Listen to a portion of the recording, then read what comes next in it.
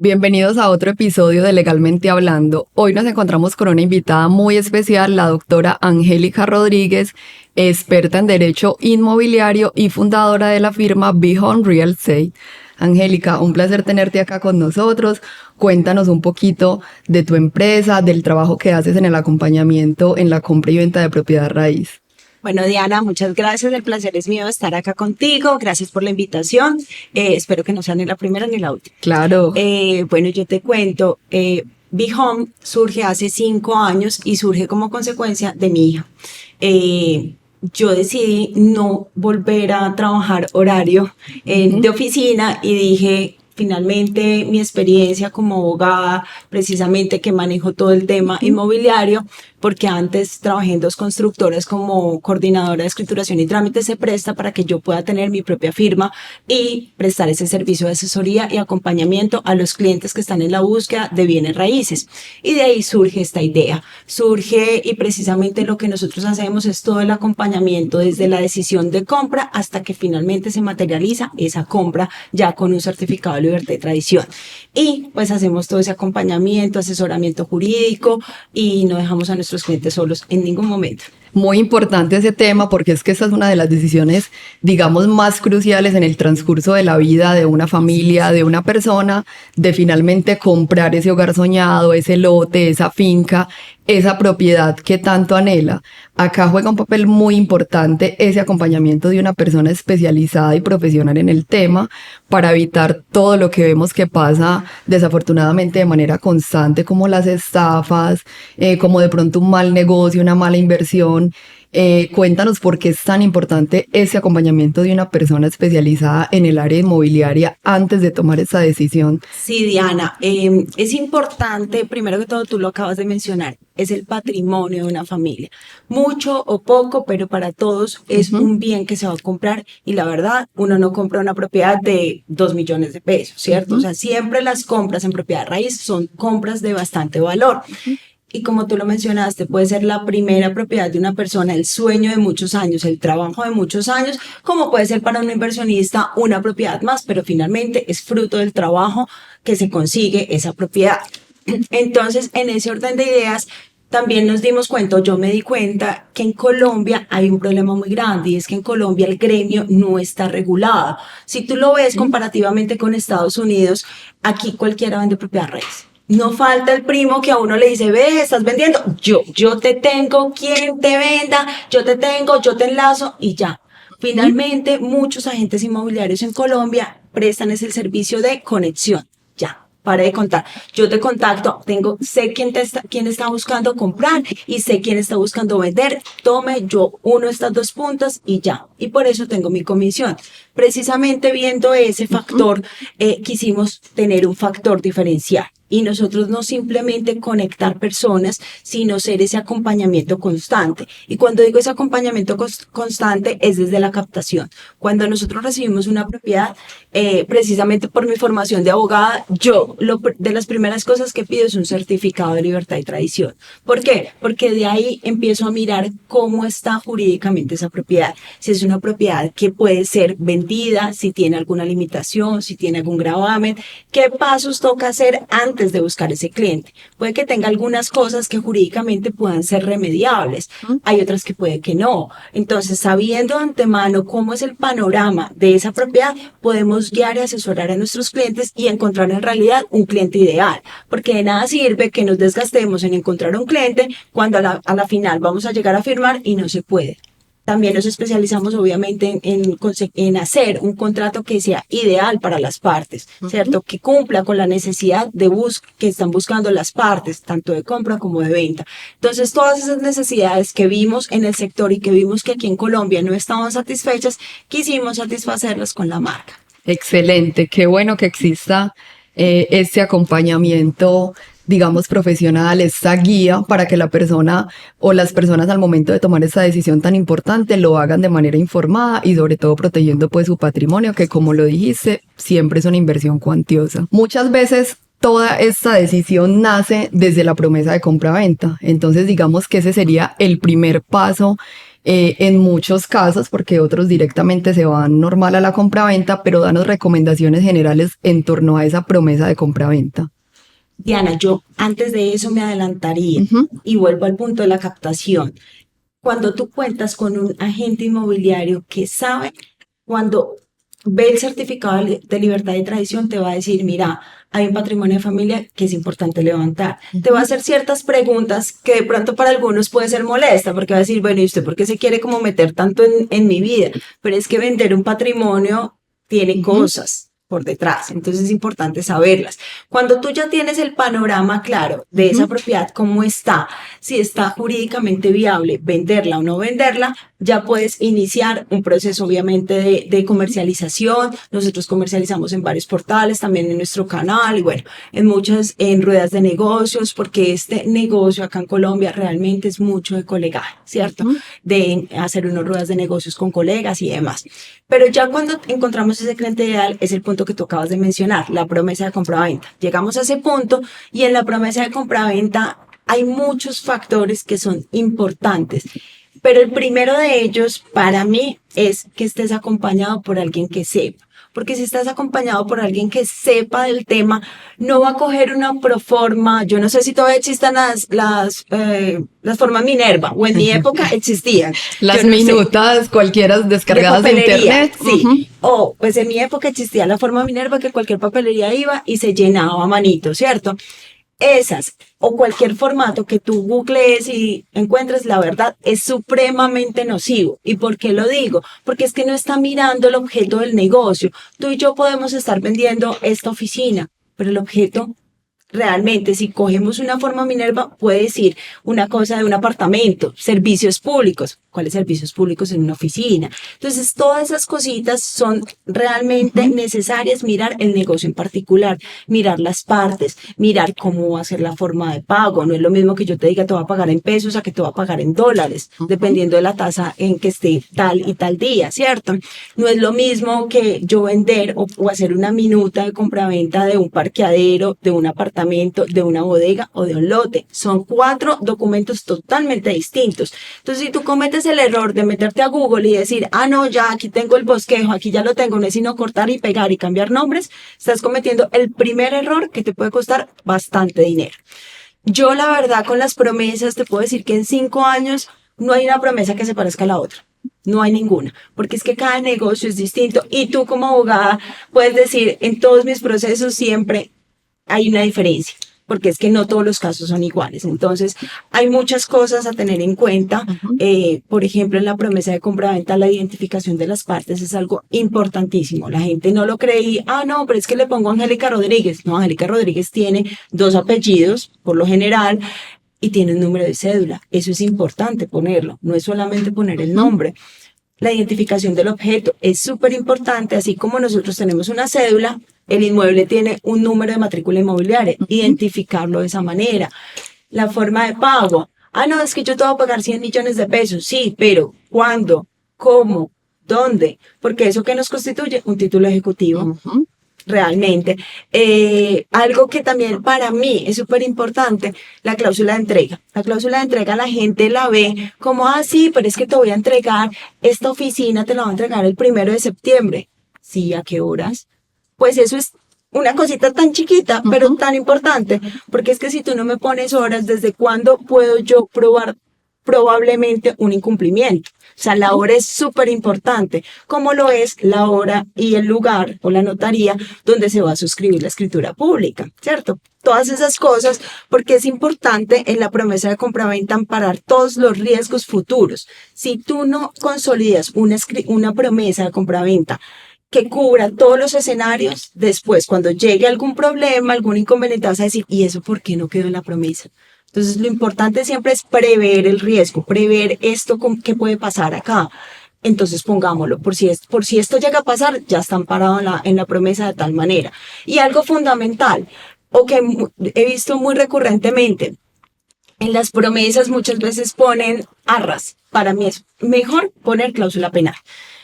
Y realmente para no enredarse, porque tú y yo sabemos que las arras tienen muchas clasificaciones. Y si tú no sabes poner las arras en ese negocio, puedes estar dando una mala asesoría. Y cuando llegue un problema, puede generar que esas arras disuelvan el negocio o alguna cosa pase que no es el querer de las partes, ¿cierto? Entonces, mi recomendación siempre es pongan cláusula penal, van con eso amparados. Y el domicilio, eso también, Diana, es fundamental. Se deja como obvio, como, tú y yo nos conocemos, sí, pero si llega a pasar algo vuelvo al punto de adelantarnos a los riesgos.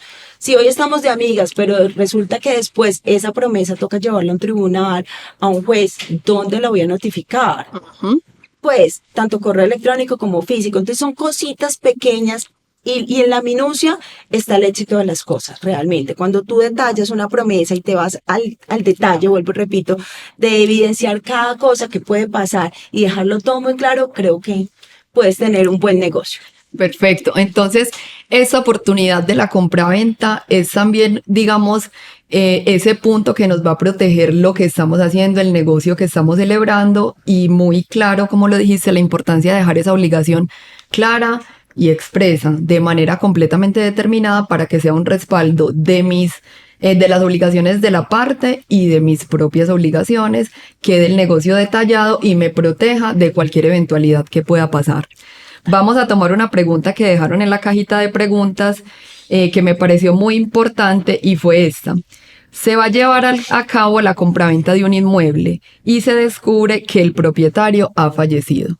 Acá, ¿qué puede hacer este cliente?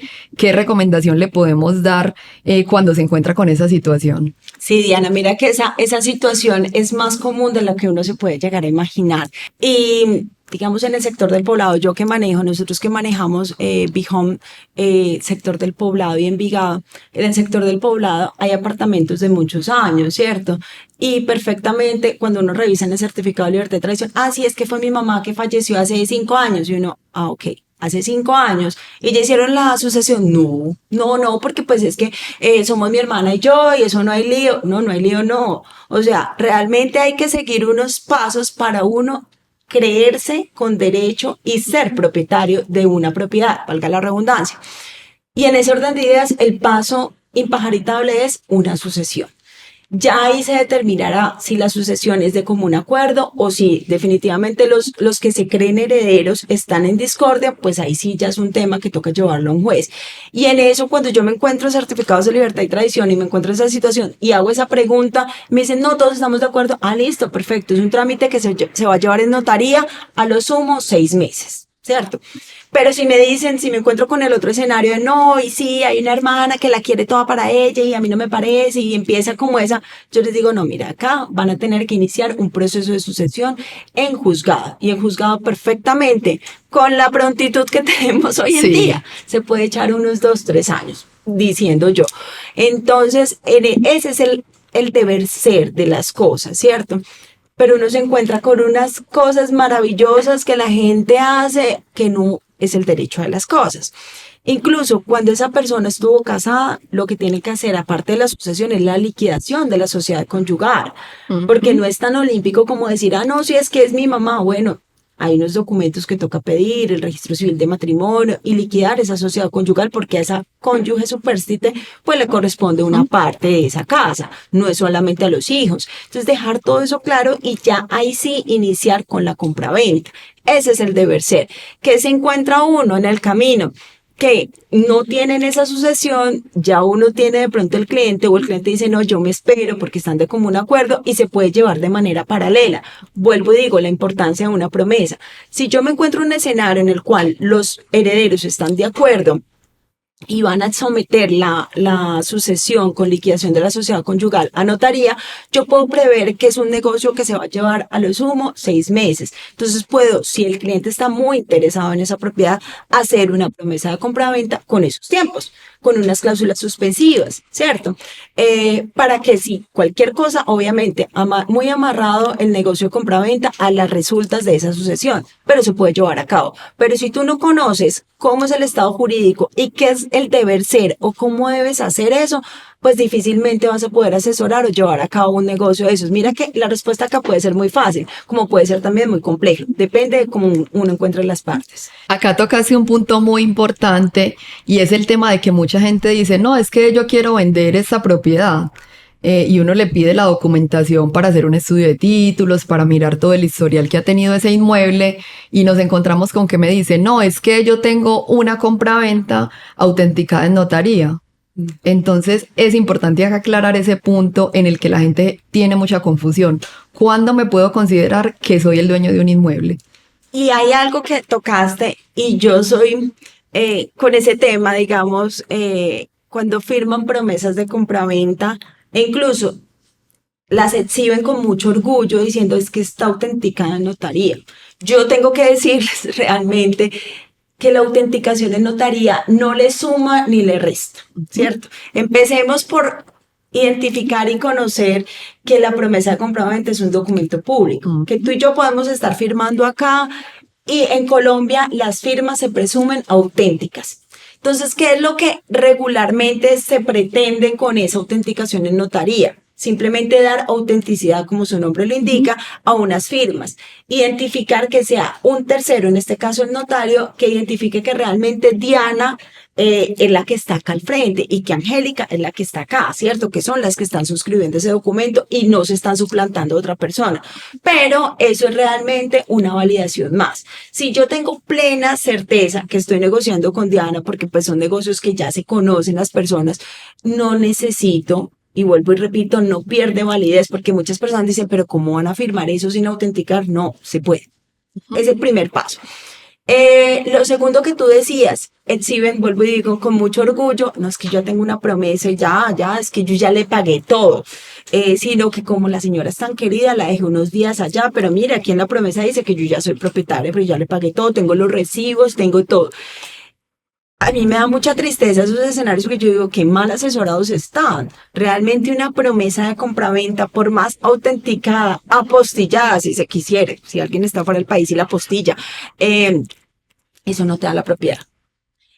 Otro escenario que uno ve muy frecuentemente, ya no el documento público autenticado y firmado por las partes, sino la escritura pública firmada, ¿cierto? Y ahí hay algo importante. Yo incluso en Instagram lo puse hace muy poco y es eso, porque las personas con la escritura pública firmada por las partes e incluso por el notario se creen dueñas y eso no lo da. ¿Cierto? Lo que da la titularidad o la propiedad aquí en Colombia es el registro de esa escritura pública, en donde la Oficina de Instrumentos Públicos, de donde esté localizado el inmueble, ¿cierto? Porque aquí hay algo que me gustaría darlo a conocer y es yo puedo hacer la escritura en cualquier notaría del país. Es decir, tú y yo nos encontramos en el Amazonas, estamos allá pasando bien rico y yo te digo, ve Diana, tengo una propiedad que vender. Tú dices, no, de una, yo te la compro, hacemos un documento de promesa, lo llevamos a la notaría del Amazonas, pero no significa que esa escritura que suscribimos en el Amazonas la vayamos a registrar en el Amazonas. Esa escritura tiene que registrarse en el lugar donde esté la propiedad. Es decir, que si vendimos en el Amazonas una propiedad de Medellín, pues esa escritura se tendrá que registrar aquí en Medellín. Y cuando sale, porque no es solamente meterla, puede pasar que la Oficina de Registro de Instrumentos Públicos te la devuelva por alguna razón, ¿cierto? Encuentre algo que toque subsanar. Cuando salga y en el certificado de libertad y tradición salga que efectivamente la propietaria ella es Diana y yo obviamente te vendí, ahí es cuando tú te puedes declarar como dueño. Antes de eso, no. Y esas son como las claridades y las precisiones que toca hacer. Porque uno a veces se encuentra con esos escenarios, con las personas que se creen dueñas, y hay algo que tú y yo lo sabemos muy bien. El primero en el registro es el primero en la propiedad. Entonces, hay notarías que no hacen ese servicio de llevarlos a registro, entonces la gente se desentiende. Dice, yo ya fui, firme y ya. Si a ti la notaría no te presta ese servicio y eres tú el que tiene que llevarlo a registro, ojo, hazlo, porque si no, esa escritura pública te puede quedar para enmarcar, como decimos nosotros, muy linda, y después esa persona venderle a otra, esa persona así muy juiciosa, llevarla a registro y tú te quedaste con una escritura para demandar, porque no hay más, ¿cierto? Perfecto. Entonces, muy importante que las personas tengan claridad de la forma de hacerse dueño de un bien inmueble, así lo establece la ley, la solemnidad es que esa escritura pública se registre en el registro de instrumentos públicos. Mientras tanto, no soy el dueño total y legítimo. Y acá mencionaste algo que me parece muy importante. Yo puedo hacer hoy una compraventa y venderle ese inmueble a X persona, pero como no se llevó a registro, el día de mañana le vendo a otra persona, le vendo a otra, y finalmente el que se hace dueño es el que vaya y registre. Sí. O incluso puede pasar que llegue un embargo, pues un escenario como eso, o sea, que venda a varias personas y eso fácilmente se ha visto. Ujú. Obviamente ya entrarán los demás en un tema penal, de estafa y bueno, pero también se ve el escenario que tú me estás vendiendo a mí y yo no la llevo a registro y a ti te entra un embargo. Es que finalmente los embargos persiguen es la propiedad, no a la persona. Entonces después cuando yo veo, pero Diana tenía un embargo, no, pues es que es un embargo que entró en ese intervalo de la firma a la escritura, al registro como tal. Por eso incluso yo soy muy quisquillosa y yo pido un certificado de libertad y traición cuando capto la propiedad. Un certificado de libertad y traición cuando van a firmar la promesa de compra-venta. Porque yo te puedo recibir una propiedad, digamos, para venta, no sé, por decir, en abril, y estamos ahorita en agosto. En agosto tener un cliente, pero yo no sé de abril a agosto qué ha pasado con esa propiedad. Si tú ya la vendiste y no me has dicho, si a ti te entró un embargo y toca entonces levantar ese embargo. Otro certificado de libertad y traición lo pido en el momento de la firma, porque como no son actos que se lleven en un mismo momento, entonces, uno cuando recibo la propiedad, uno cuando firmamos la promesa de compraventa, que como ya lo dije, es un documento privado. Otro certificado de libertad y traición cuando estamos firmando esa escritura en notaría minutos antes, porque es importante, bueno, si no, mira lo que pasó, cómo lo vamos a arreglar, solucionemos, miremos, ¿cierto? Entonces, esa carga de previsión es súper importante, porque es que en Colombia uno no puede adjudicar, no, es que yo no sabía, ¿cierto? Y esa es la excusa más recurrente, es que yo no sabía, claro, tú no sabías, pero tú tenías la carga de asesorarte bien, de buscar asesoría, y la asesoría no se busca en Google. Total. Y acá podemos hacer mención a una frase muy popular y es que el desconocimiento de la ley no es No es causal excusa. para no cumplirla. Entonces volvemos a ese punto tan importante de la asesoría y el acompañamiento profesional, porque entonces la gente tiene ese imaginario colectivo de que voy y firmo y como fui a notaría y eso está firmado por el notario, mejor dicho, ya la gente dice es que yo soy el dueño, en la escritura lo dice, entonces Y ya eso sabe. pasa mucho en el sector rural. Las guardan debajo del colchón. Cuando uno, sí, claro, aquí ya le encuentro la escritura y la sacan debajo del colchón, muy planita, muy linda, y uno va a mirar el certificado y no son dueños. Eso Pasa pasa mucho. demasiado y ahí empieza otro problema. Cuando fallecen y los herederos van a entrar a reclamar, tienen es una posesión Posesión. o pero no tienen una propiedad. Entonces, importantísimo cuando se lleva adelante estos procesos de negociación de compraventa de inmuebles, finalizar, llevar a la solemnidad, que es ese, finalmente ese registro, ¿cierto? Bueno, acá tenemos otra pregunta que me pareció muy importante y es la de, ¿podrías contarnos qué mecanismos existen para proteger el patrimonio y cuáles son las diferencias entre vivienda familiar y patrimonio de familia? Sí, eso es una confusión muy recurrente, ¿no? Esas dos, además porque en el nombre se asemejan. Ujú. Pues mecanismos para proteger la propiedad, Diana, pueden haber muchos, ¿sabes? Yo puedo proteger mi propiedad con un usufructo, yo puedo proteger mi propiedad con una servidumbre, yo puedo proteger mi propiedad con un fideicomiso civil, puedo proteger mi propiedad, como bien lo mencionaste, con una afectación a vivienda familiar o con un patrimonio de familia. Y en esto, aunque se presta para confusión estas dos figuras jurídicas, hay una clave. Y la clave es ver cuál es la finalidad de cada uno, qué protege cada una de estas figuras. Entonces, para que lo tengan siempre en el imaginario o en el recordatorio, siempre en la cabeza, es el patrimonio de familia, lo que busca proteger es a los hijos, presentes o futuros. ¿Cierto? Entonces yo hoy me casé con mi esposo y decimos así, pongámosle patrimonio de familia porque no sabemos el día de mañana qué pase.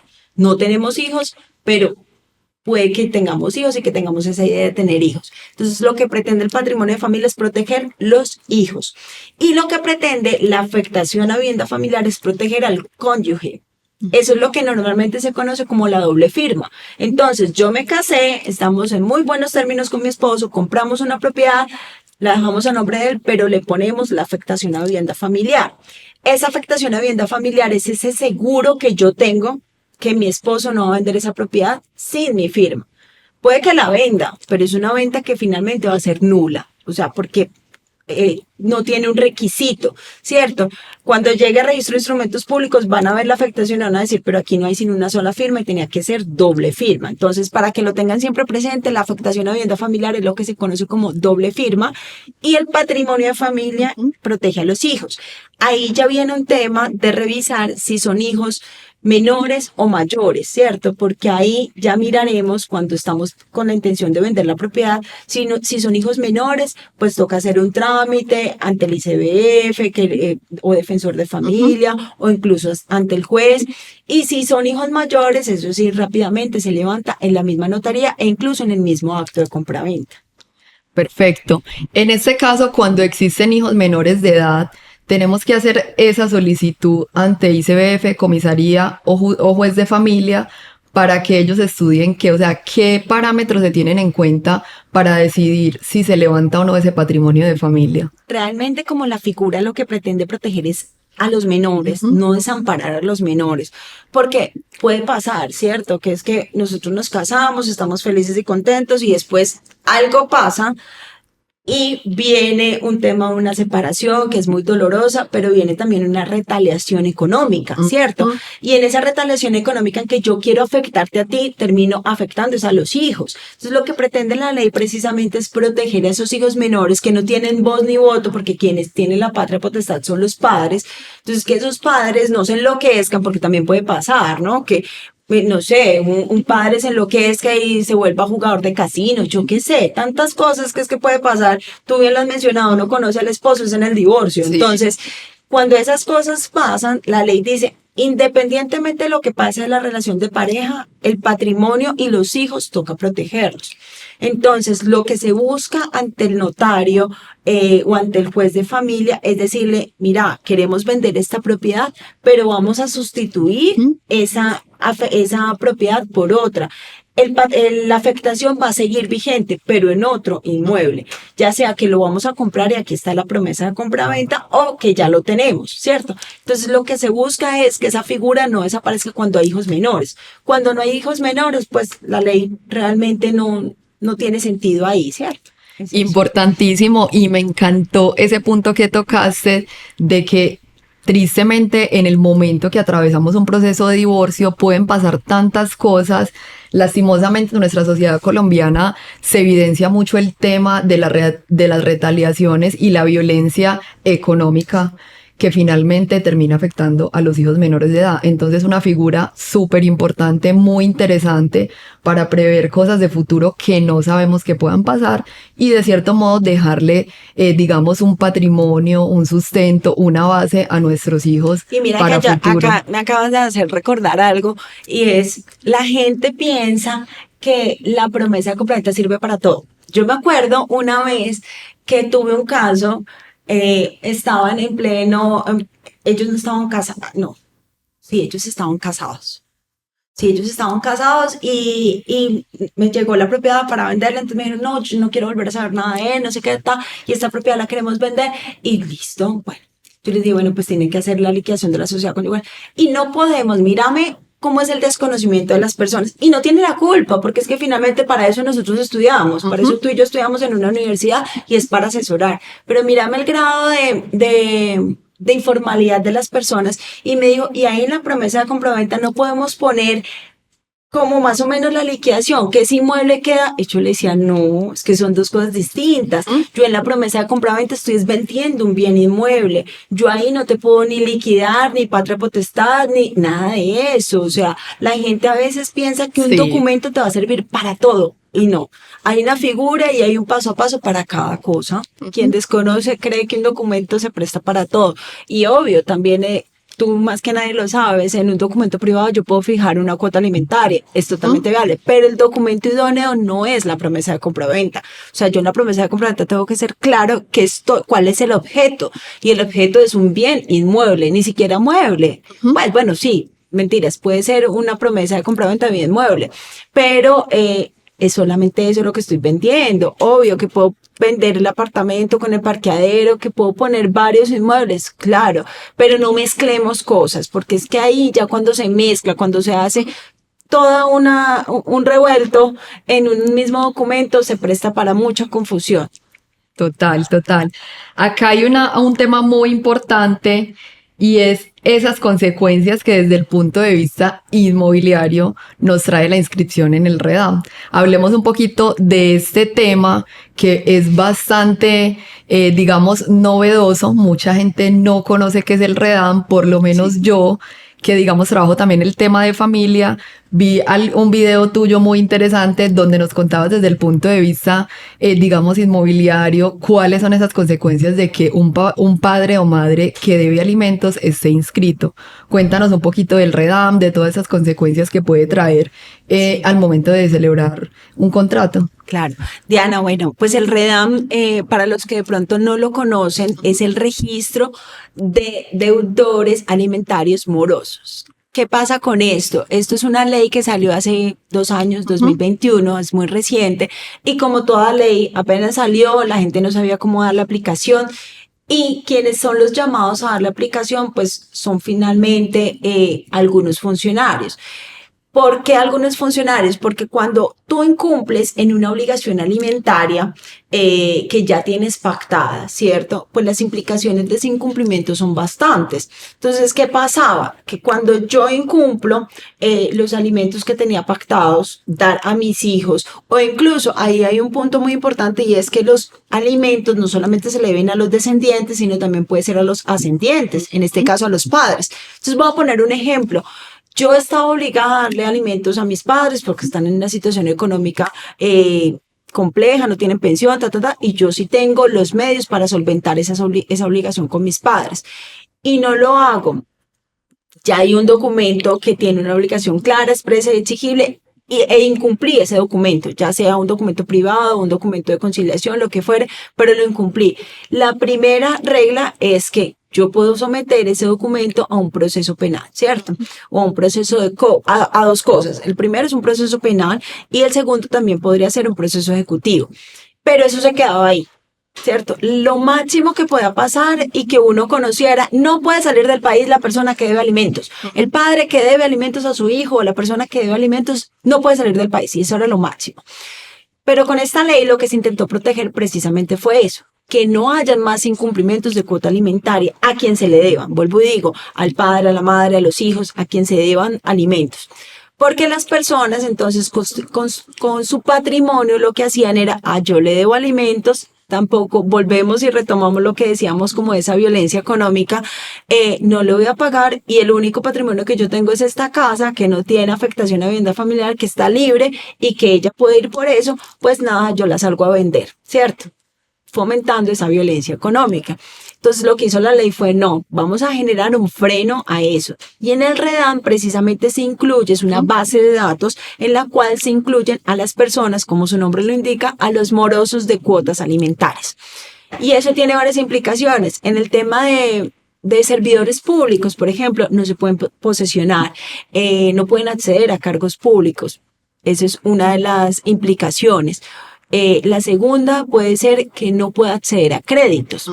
Entonces, una persona que esté con su sueño de comprar casa y tenga una obligación alimentaria incumplida, primero tiene que ponerse al día con eso para poder ir a una entidad bancaria al crédito. Y la última y más importante, o la que me toca a mí recurrentemente, es no puede vender sus inmuebles.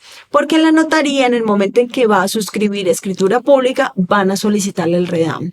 Y si esa persona está inscrita en el REDAM, primero tiene que solucionar su deuda de alimentos para luego vender, porque si no se entendería como que estaría defraudando a esas personas a las cuales les debe precisamente alimentos. Entonces, me parece que fue es una buena ley, por lo menos.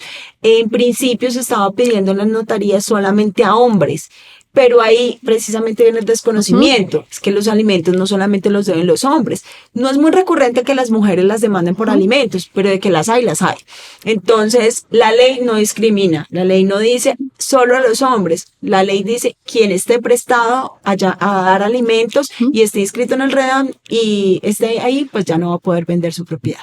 Importantísimo este punto, porque muchas veces la madre o padre que está luchando por ese pago de cuota de alimentos a favor de sus hijos menores o mayores de edad cuando se encuentren estudiando, no conocen esta alternativa y dicen, no, es que yo fui y le puse una demanda en fiscalía y no pasa nada. No, es que llevo un año con un proceso ejecutivo y no pasa nada, él sigue normal. También existe esta alternativa que si bien, digamos, lo que busca finalmente no es como tal constreñir para el pago, pero sí es un medio que hace mucha presión, porque ese papá o mamá que debe alimentos cuando vaya a salir del país va a tener ese reporte, digamos que es como un data crédito de los padres y madres deudores morosos y se va a tener que poner al día con el pago de esa obligación alimentaria si es que desea salir del país.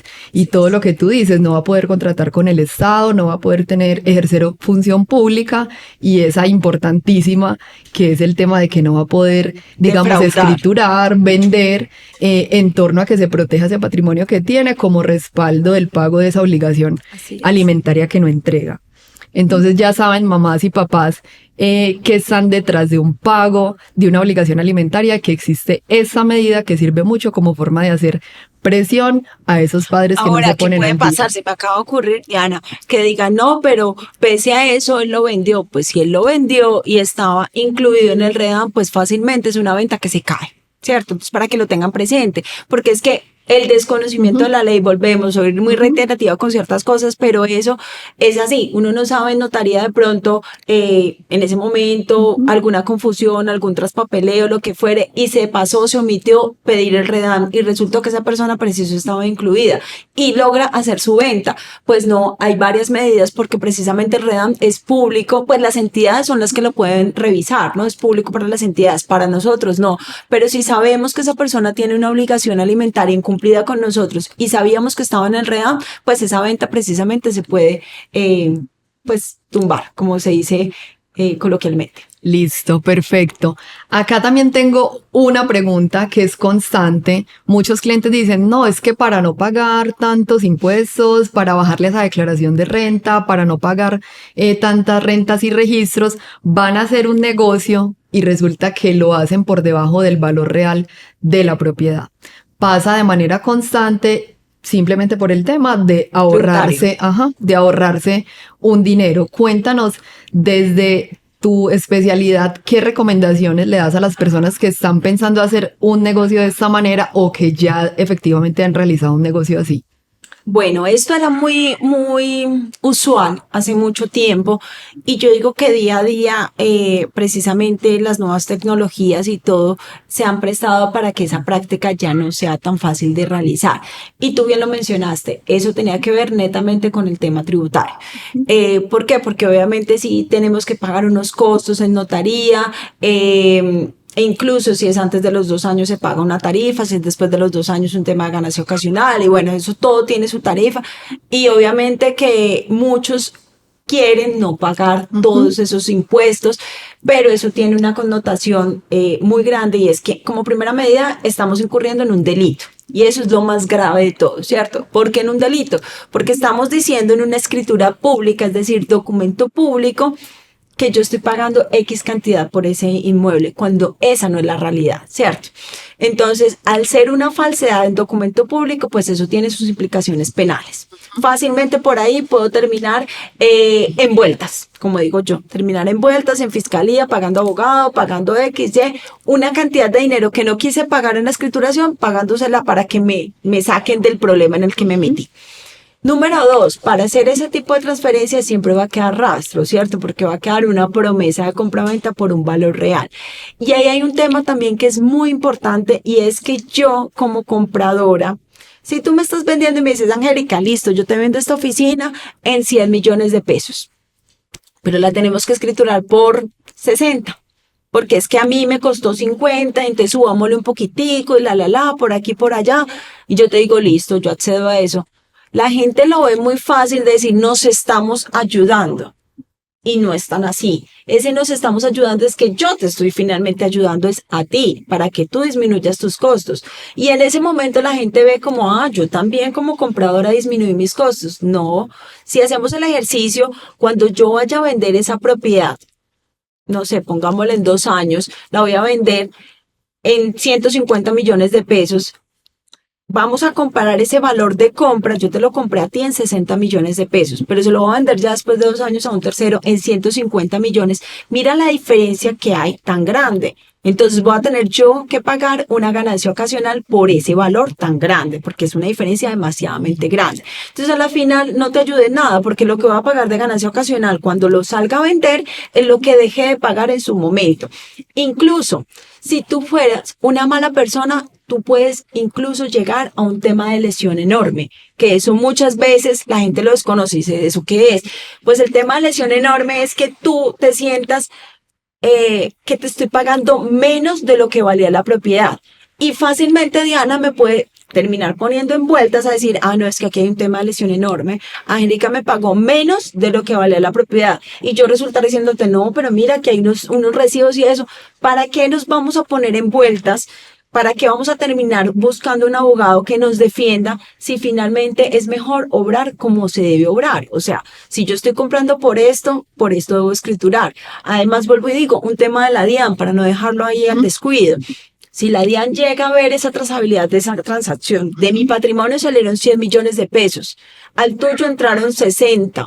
En escritura están 60. ¿Qué pasó con los otros 40? No, es que sí, realmente salieron. Y bueno, ¿y por qué no está la trazabilidad legal de todo ese dinero? Entonces, eso se puede prestar para que a mí la DIAN me fiscalice mi declaración de renta y terminar yo pagándole unos intereses a la DIAN, que ya sabemos que no son baratos, pagarle unos intereses a la DIAN por lo que yo dejé de pagar, por esos 40 millones de pesos que yo no le quise reconocer, pues en la declaración de renta, porque efectivamente los pagué. Entonces mira que son 3 implicaciones que yo veo bastante grandes y complejas y que no le veo el mérito a que la gente se ponga en esas.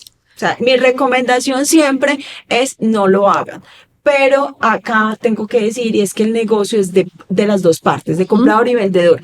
¿Yo qué hago? Yo asesoro. Yo les visualizo el panorama, yo les digo los riesgos que pueden ocasionar cierto actuar o no, pero ya depende de las partes si deciden hacerlo o no, pero que lo sepan, que lo hagan a conciencia de lo que se les viene. Eso es como mi recomendación, la verdad. En este caso, por tratar de ahorrarse un dinerito, finalmente nos estamos, digamos, exponiendo a un proceso penal, a Civil. tener diligencias en fiscalía, a un proceso civil, a un proceso administrativo con la DIAN, y finalmente van a ser más las repercusiones que las ventajas de sacar, digamos, de sacar partidos de ese dinerito que pensamos que nos estamos ahorrando, pero que finalmente, como tú lo indicas, no va a ser así al momento. No, y hay algo puntual.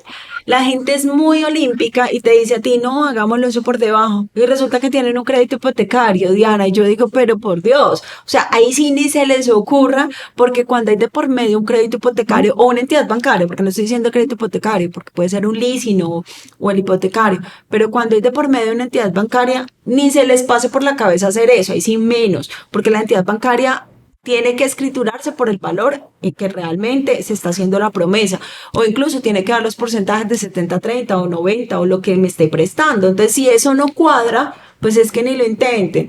Entonces, la verdad, a mí no me parece que sea una práctica que se deba recomendar, que se deba fomentar. Por el contrario, debemos pagar, pues es que si tenemos para comprar una propiedad tenemos que tener para los impuestos, y así como dice un dicho, si tenemos para el whisky tenemos para el hielo, así de simple. Sí, total. Doctor, y me encantó un tema que acabaste de tocar, que es el de la lesión enorme, desconocidísimo para muchas personas.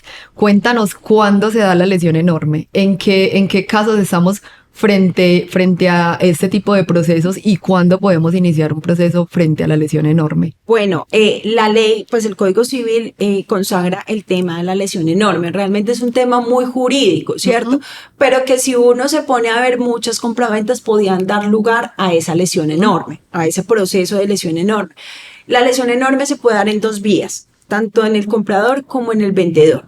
Y para hacerlo de una manera más fácil de entender, simplemente les voy a decir que es cuando yo como vendedor vendo la propiedad por menos de lo que realmente vale. Y ahí vendrá el tema de discusión, decir, pero ¿cuánto es lo que realmente vale? ¿Cierto? Pero ahí, cuando se presta esto de que escrituremos por debajo de, sumándole un poquitico el valor catastral, pues es que puede que estemos rayando con ese valor que no es real y que no es el comercial, ¿cierto? Eso tiene unos rangos para yo decir si está dentro de la lesión enorme o no. Y lo mismo el comprador. Si tú a mí me vendes esta oficina por 100 millones de pesos, pero resulta que el valor comercial de esta propiedad es menos y yo te pagué más por esta oficina, pues hay una lesión enorme en la cual yo pues puedo demandar. Esto en términos coloquiales se podría decir como una estafa, ¿cierto? Pero no es una estafa, es un tema civil que se lleva por un tema de una demanda de lesión enorme. Ya el tema penal, pues es el tema de estafa, que yo me siento estafado, que me engañaron, que me dijeron que esta oficina tenía XY y por eso era el valor, pero resultó que no, son dos cosas distintas. Porque acuérdate que una misma conducta puede dar lugar a varios procesos. Como ya lo vimos, ese tema de escritura por debajo de puede dar lugar a un tema administrativo con la DIAN, a un tema civil de lesión enorme y puede dar lugar a un tema penal. Entonces, es revisar eso, que una misma conducta te puede dar lugar a varias cosas. Y en ese tema del precio, podemos terminar con una lesión enorme. Eso se presta mucho, digamos, cuando la gente vende en pro de que no me embarguen, que no me, sí, que no, porque debo, entonces necesito vender. Y ahí tiene uno que ser muy cuidadoso en qué valor te estaban vendiendo, porque claro, la gente se puede aprovechar de la necesidad del otro y decir, no, es que yo necesito vender esto, mejor dicho, para salir de las deudas, pero realmente si la otra persona después en ese momento vendió con esa necesidad, pero quisiera después en un futuro demandar por un tema de lesión enorme porque el precio realmente no era el ajustado y vendió muy por debajo de, podría ser. Entonces, uno vuelve al mismo tiempo, al mismo punto, uno siempre tiene que prever qué puede pasar, ¿cierto? Cuando uno prevé los riesgos, cuando uno prevé lo que puede pasar en una situación, deja mucho más estructurado un documento y se evita problemas, porque es que finalmente después tenemos que pagar un abogado para que nos saque el problema. Y enfrentarnos a un proceso de 2, 3 años sin tener una conclusión definitiva que finalmente va a ser más gravoso para ambas partes. Acá también quiero tocar un punto importante y volvemos, digamos, a esa importancia, valga la redundancia, que tiene el acompañamiento de una persona profesional al momento de comprar. Entonces vamos a esa importancia del estudio de títulos, de las recomendaciones generales a la hora de nosotros tomar la decisión de comprar un inmueble. ¿Qué le podrías recomendar a los seguidores que están interesados en realizar la compra de una casa, de una finca, de un lote, de cualquier propiedad antes de tomar esa importante decisión? Bueno, lo primero es asesorarse, o sea, buscar asesoría. Si no es el nicho de sus negocios, ¿cierto? Porque es que uno no todos los días vende o compra una propiedad. En la vida, uno puede que compre 2, 3 propiedades, los que bien le va. Los que son inversionistas, pues ya se vuelve el día a día, ¿cierto? Pero una persona del común puede que venda y compre unas 3 propiedades en el transcurso de su vida, ¿cierto?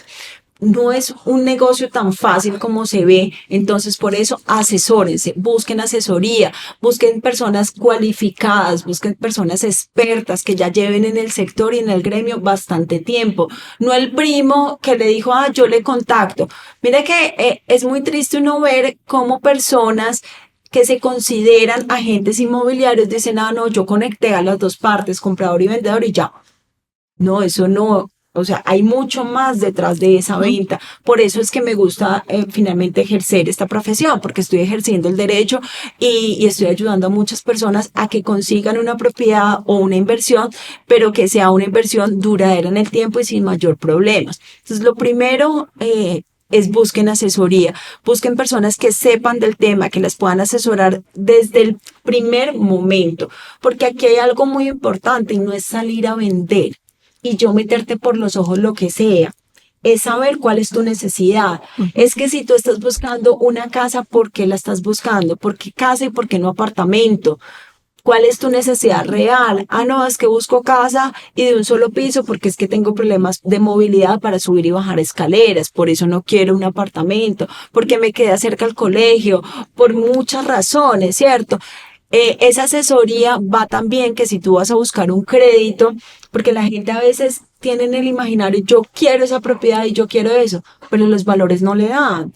Entonces, busquen una persona que lo sepa asesorar hasta en el tema financiero, que si tiene que sacar un crédito, cómo es la mejor línea, cuál es la mejor forma. En nuestra empresa precisamente asesoramos a los clientes con eso. Tenemos un broker que le ayuda, primero sabiendo tú en qué estás, en qué trabajas, cuáles son tus ingresos para saber direccionarte en qué banco, porque no es ninguna mentira que no todos los bancos están para todos. Los bancos tienen su perfilamiento, hay bancos que son para independientes, hay bancos que le prestan más fácil a los empleados. Entonces, buscar ese direccionamiento, ese asesoramiento es vital y fundamental. Que yo sepa que la línea de crédito que me conviene en esta situación es el leasing. Ah, perfecto. Ah, no, es el hipotecario. Es este, es lo otro, que quiero comprar un lote. Listo, compro el lote con posibilidad de construcción.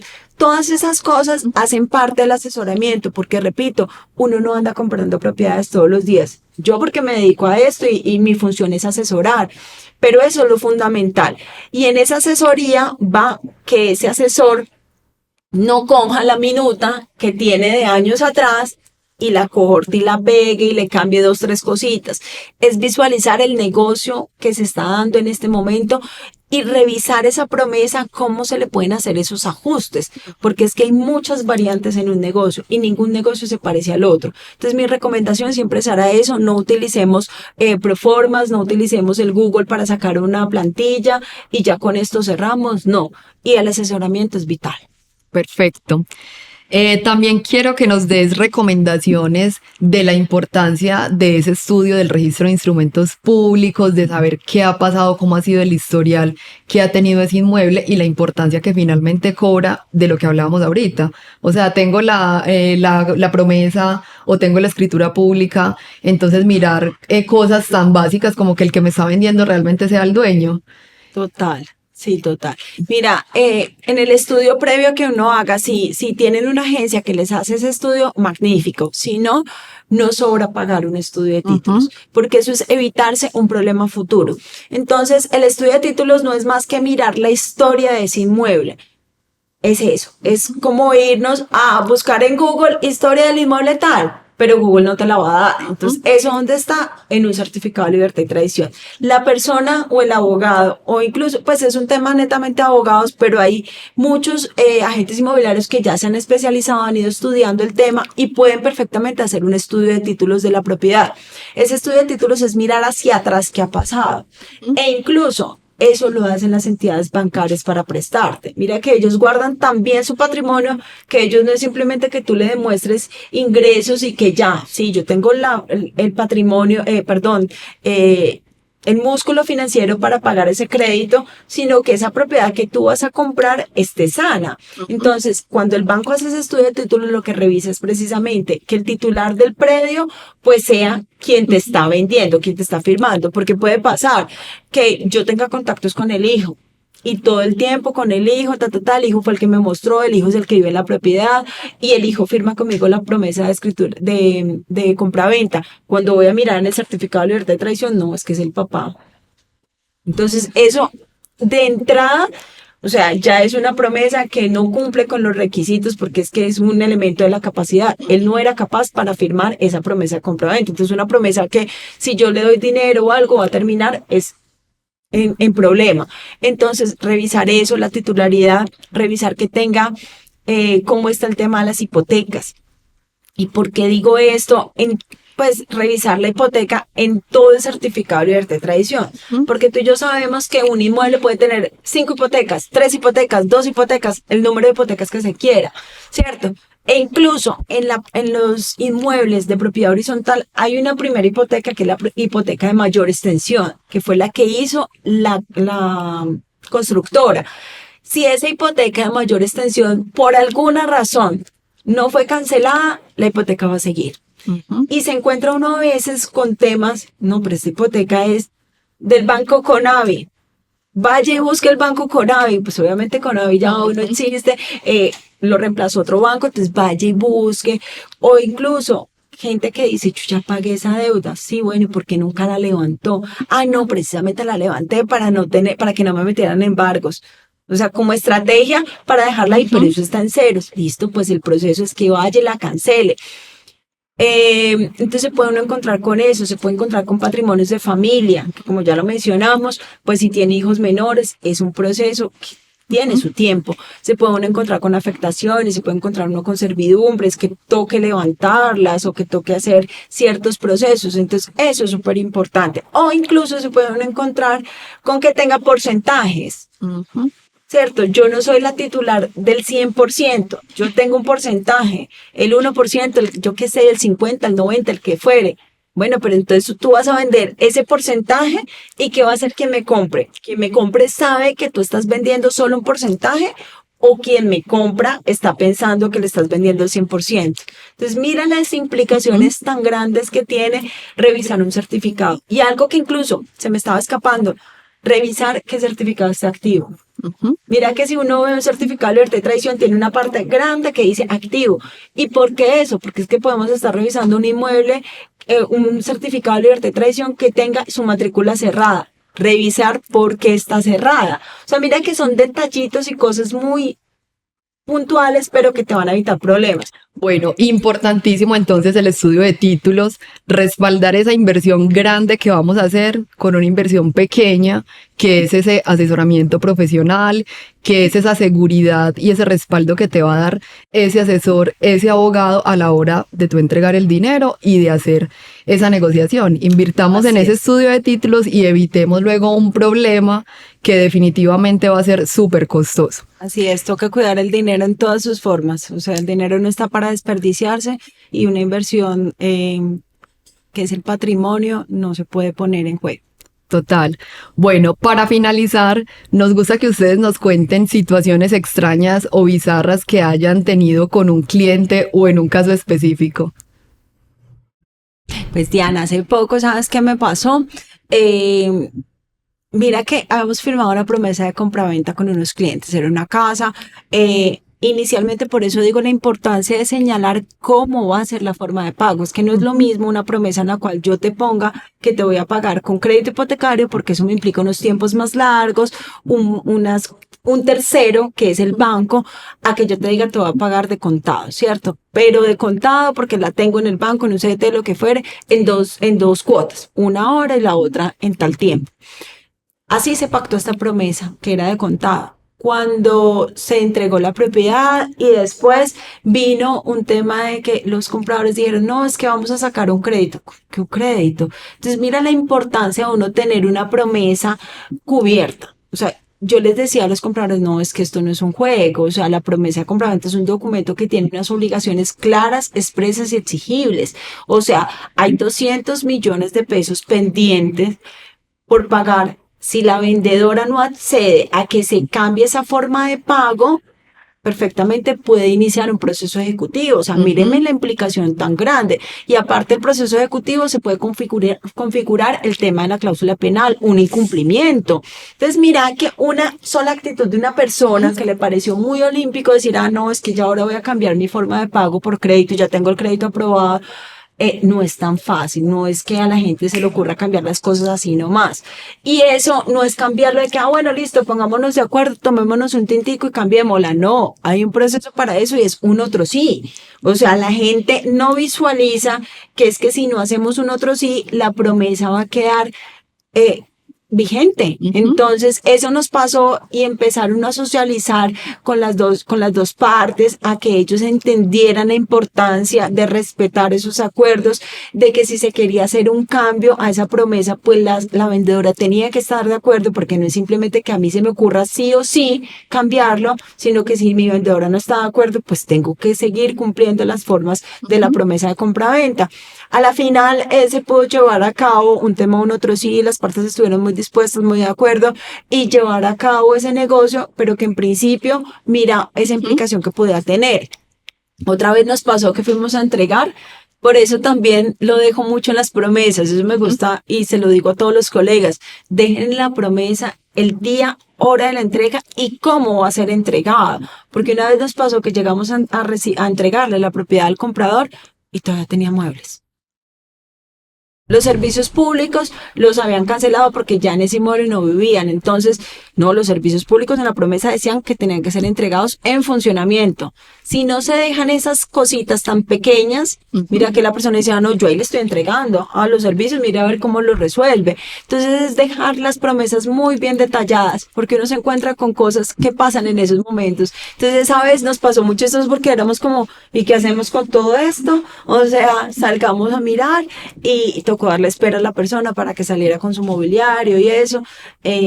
Esas cosas le pasan a uno. Y otras tantas que ya uno le van pasando y ya uno las va olvidando.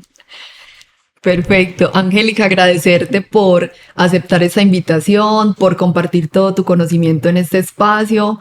Muchas gracias por darnos esa comunicación tan asertiva, esos tips que para todos van a ser muy útiles al momento de tomar esta importante decisión de invertir en propiedad raíz. Claro que sí, Diana, muchas gracias a ti nuevamente por el espacio, por invitarme y a todos ustedes. Espero que todas estas tips y todas estas clavecitas que les dimos acá les sirvan para sus negocios futuros, para amparar su patrimonio y cualquier cosa, pues estamos aquí a su disposición. Cualquier compra o venta que decidan hacer en la ciudad de Medellín, estamos aquí dispuestos.